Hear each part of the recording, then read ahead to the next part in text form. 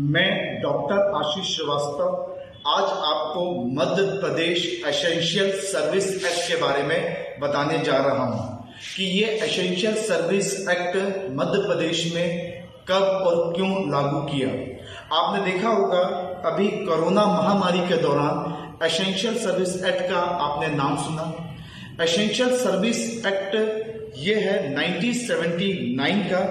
इसमें कुल 11 सेक्शंस हैं और 17 अप्रैल 1979 को एसेंशियल सर्विस एक्ट लागू किया गया। अब सबसे पहला प्रश्न उठता है कि एसेंशियल सर्विस होती क्या है। तो सेक्शन 2A में एसेंशियल सर्विस ए के बारे में बताया गया। तो एसेंशियल सर्विस वो होती है जो फर्स्ट शेड्यूल में, जो अनुसूची में है। तो एसेंशियल सर्विस एक्ट के अनुसूची में देखते हैं कौन कौन सी एसेंशियल सर्विस हैं।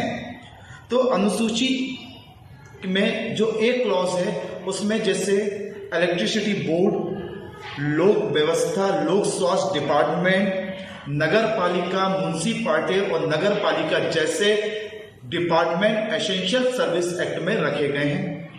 इसके बाद यदि अनुसूची के जो डबल ए में प्रोविजंस हैं उसमें फूड, दूध, फॉरेस्ट, मध्य प्रदेश सचिवालय सेक्रेटरीएट, विधानसभा और डिपार्टमेंट के विभाग अध्यक्ष भी इसके अंतर्गत शामिल किए गए हैं।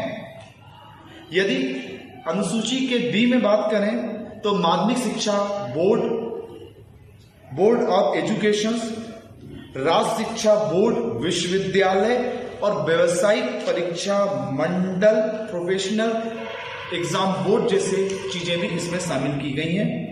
इसमें इलेक्शंस डिपार्टमेंट भी शामिल किए गए हैं और प्राकृतिक आपदा जैसे डिपार्टमेंट भी इसमें शामिल किए गए हैं।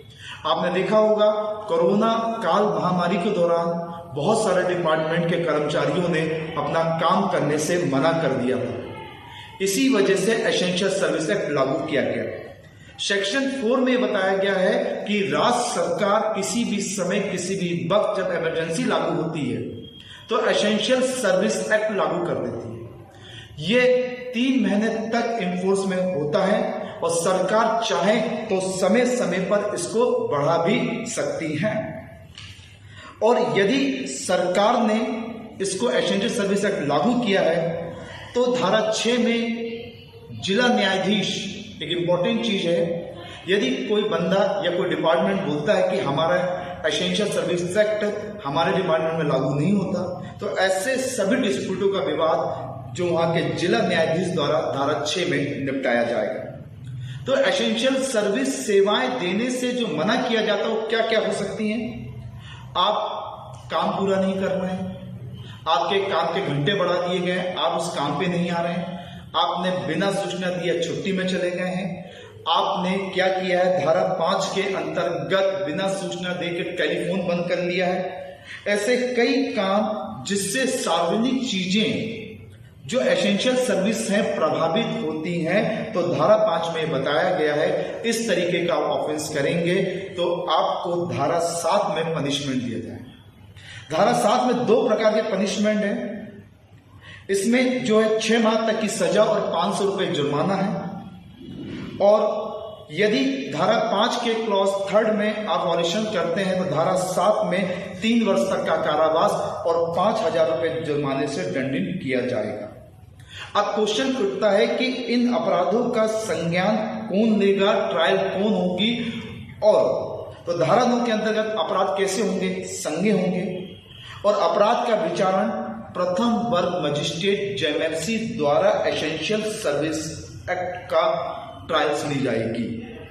और इसके पहले मध्य प्रदेश लोक सेवा विषमता निवारण अधिनियम 1978 को ये जो एक अध्यादेश था वो समाप्त हो गया और उसकी जगह 1970 एक्ट लागू हुआ। तो सरकार एसेंशियल सर्विस एक्ट को लागू करने के लिए इनकी मंशा ये है कि कभी भी इमरजेंसी के दौरान, भले वो कोरोना काल हो, भले आतंकवादी हमला हो या इलेक्शंस करवाना हो, अपने कर्मचारी और अधिकारी को वहां जाकर शांतिपूर्वक तरीके से काम कराना है। तो एसेंशियल सर्विस एक्ट का मेन उद्देश्य यह है। Thank you so much, all the best all of you.